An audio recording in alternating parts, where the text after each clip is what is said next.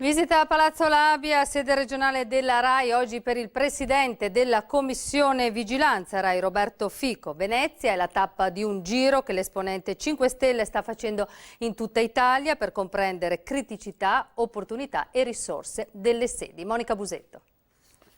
Le sedi regionali e l'informazione locale è molto importante e sicuramente è uno dei centri dell'idea di servizio pubblico. È chiaro che l'informazione deve essere libera, fuori da schemi di partito, e deve riuscire a ritrovare la sua collocazione indipendente nell'interesse dell'intera collettività.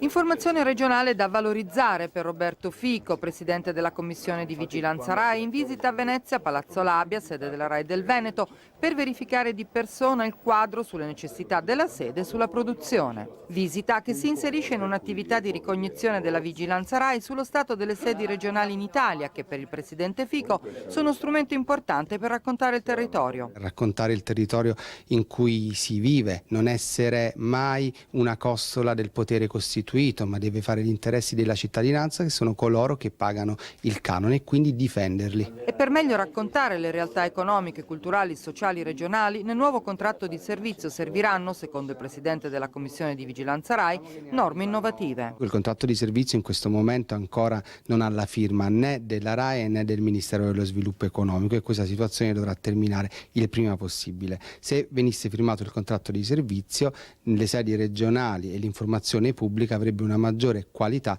e una maggiore indipendenza. Che idea si è fatto delle sedi regionali durante queste sue visite?